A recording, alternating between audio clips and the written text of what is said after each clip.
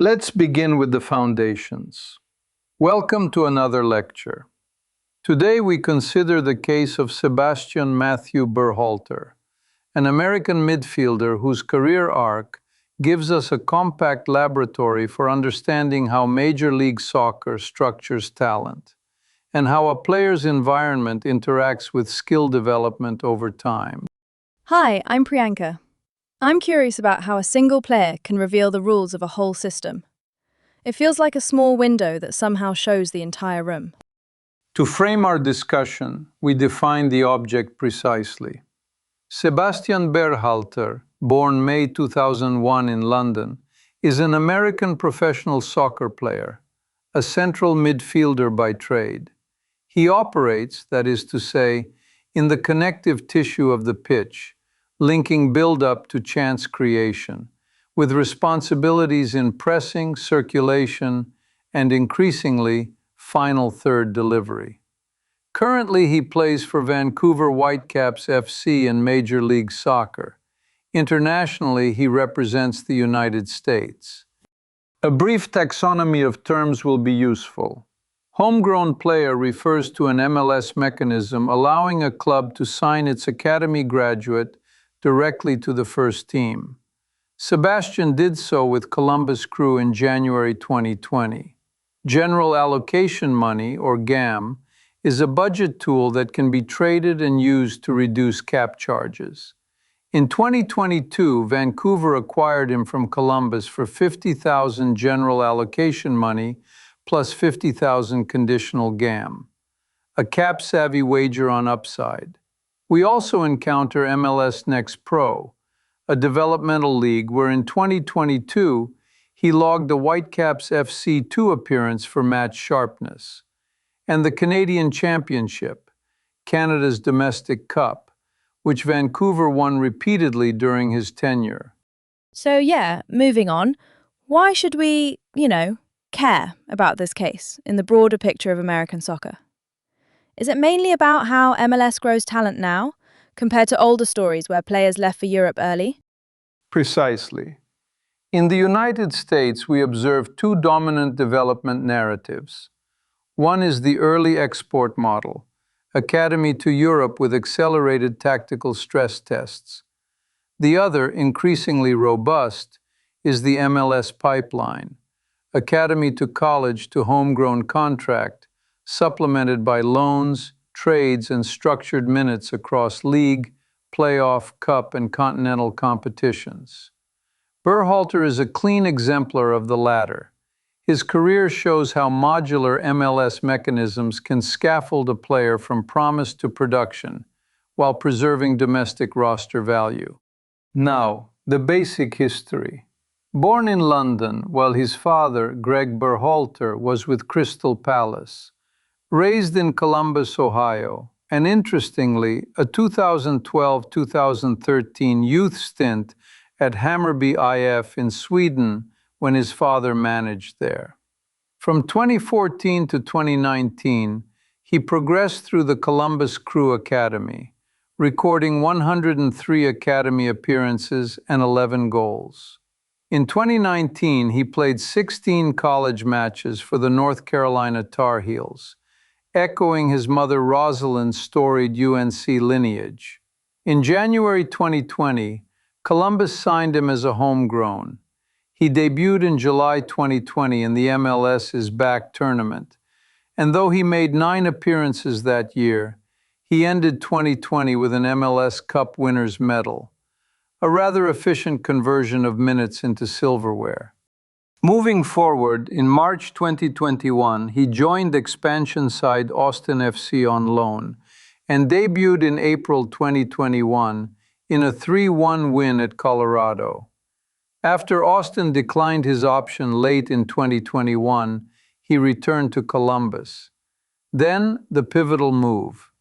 In February 2022, he was traded to Vancouver for $50,000 general allocation money plus $50,000 conditional GAM.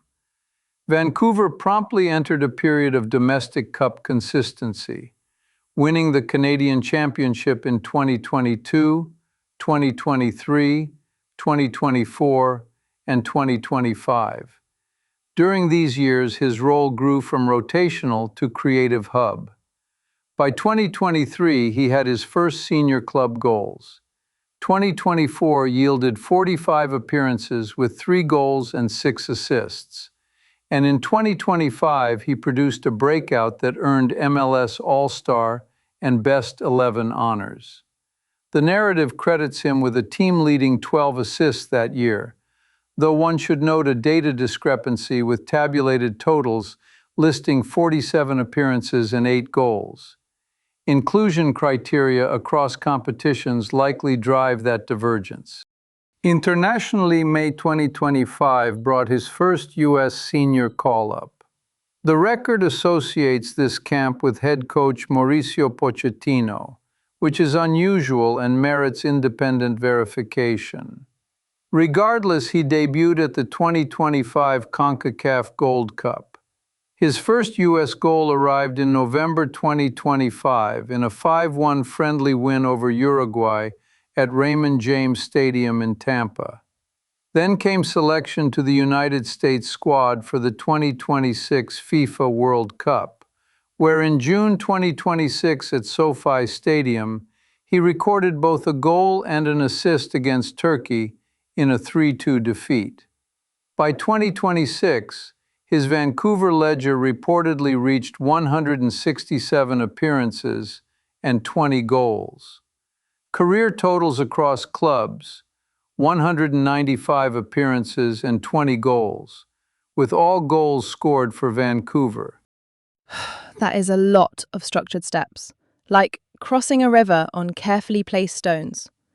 I guess that kind of maps how MLS wants development to look. If I may indulge one personal note, I am interested in his trajectory because it illustrates a key analytics motif.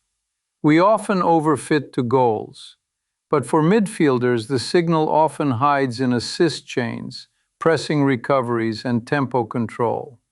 His 2025 assist surge, aligned with honors and heavy usage across competitions, is a case where the underlying processes migrated into the box score at precisely the moment the role matured. This logically leads us to 3 larger questions. First, how did his European youth exposure, especially at Hammarby, influence his MLS success? Second, counterfactually, what if Austin FC had exercised his option and retained him after 2021? Third, looking ahead, how might his role evolve with the U.S. national team after the 2026 World Cup? On the first question, consider the Swedish interlude. At Hammarby, circa 2012-2013, he encountered European training norms at an impressionable age, positional play principles, tighter spacing, and higher demands on scanning and first touch under pressure. These are not uniquely European, of course, but their density and consistency in daily reps can be different. Returning to Columbus, he then layered these habits into an MLS Academy context. The synthesis likely enhanced his tactical bilingualism, making him comfortable with varying speeds, structures, and roles. Can we say that the European piece is causal? Or is it more like it nudged him a little, and then the Crew Academy and UNC did the heavy lifting? I'm curious about how we separate signal from family background and coaching continuity. It's important to understand the methodology risk. We are dealing with an N of 1. Claims of causality are fragile. Yet we can infer mechanisms. Early exposure to multiple coaching dialects tends to reduce cognitive switching costs. It builds what I call tactical empathy, the ability to read teammates' intent across systems.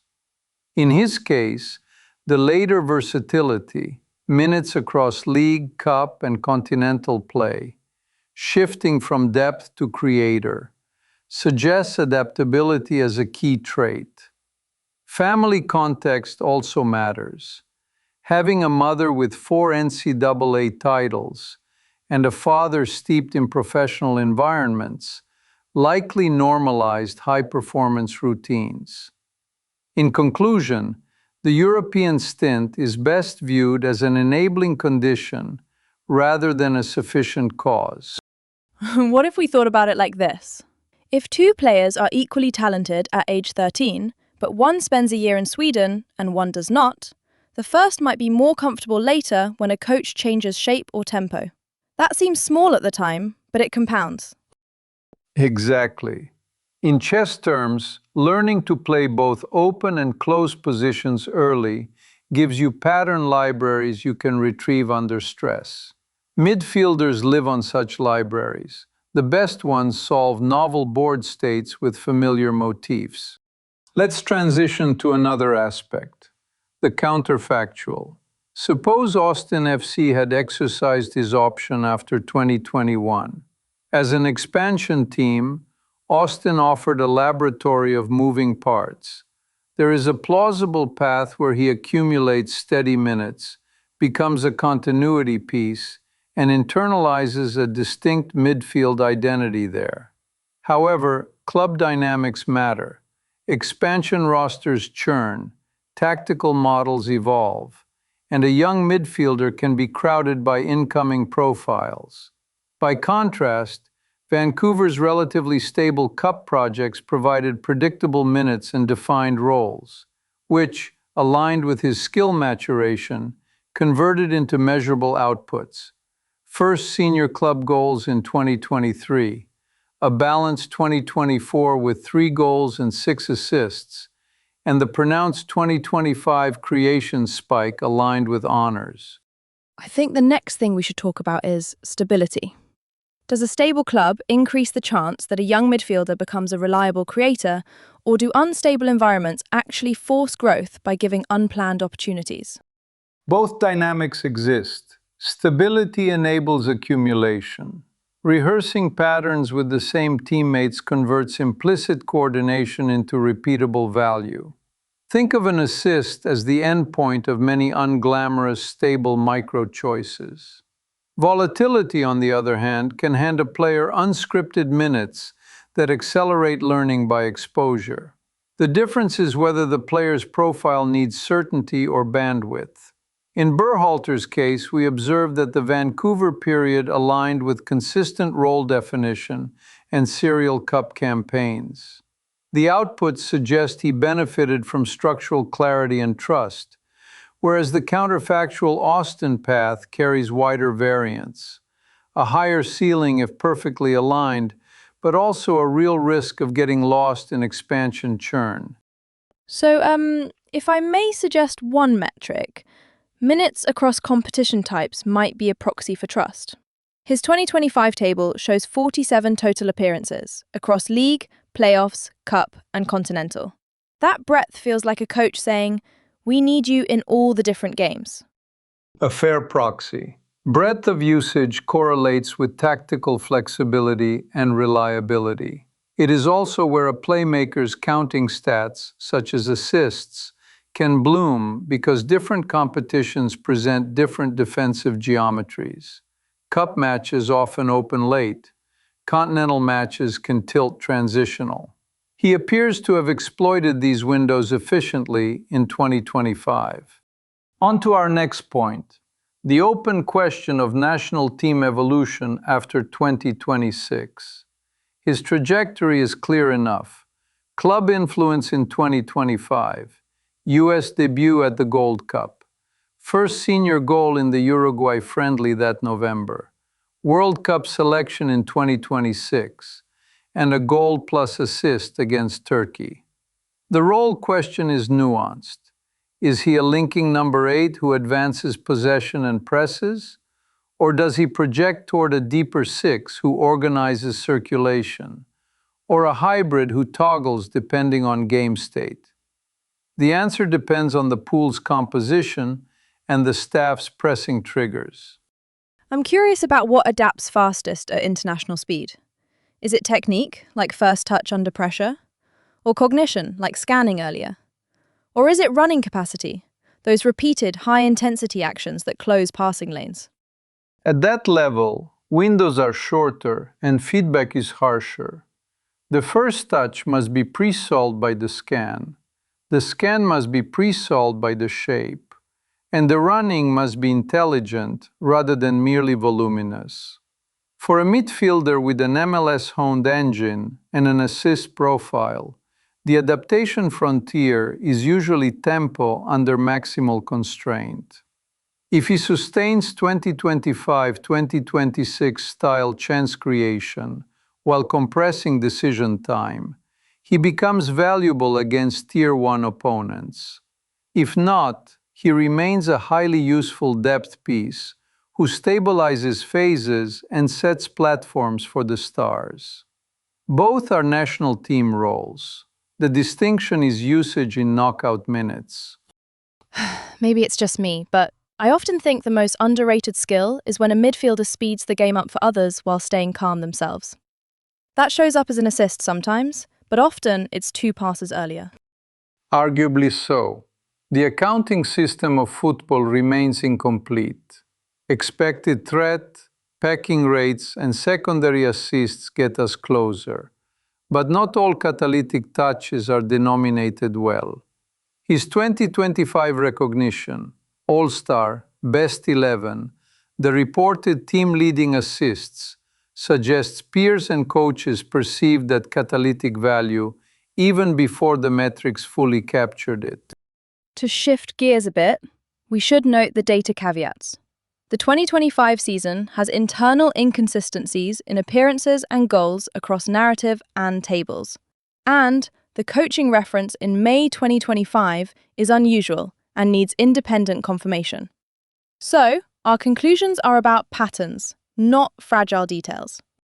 Clearly, the broader pattern is sturdy. A London-born, Columbus-raised midfielder, academy to UNC to homegrown with Columbus, an MLS Cup in his debut season, a 2021 loan to Austin, a low-cost Vancouver trade in 2022, 4 consecutive Canadian championships through 2025, a creative breakout anchored by assists, a United States debut in 2025, and World Cup contributions in 2026, and by 2026, a Vancouver total near 167 appearances and 20 goals. That scaffold is robust even as we annotate the footnotes. To summarize, Sebastian Berhalter is best understood as an MLS-developed central midfielder whose value proposition evolved from reliability to creation, with international recognition following club impact. We examined 3 questions: the influence of early European exposure, a counterfactual Austin pathway, and the likely contours of his national team role post-2026. For further study, we recommend comparative analyses of MLS homegrowns who traverse college, loan, and intra-league trades. The aim is to isolate which structural supports most consistently convert potential into production. That was helpful to think through, actually. Thank you, Professor. And thanks to everyone listening. I hope this encourages a closer look at the small choices that make a career feel, inevitable in hindsight. This then completes our present analysis. Until next time.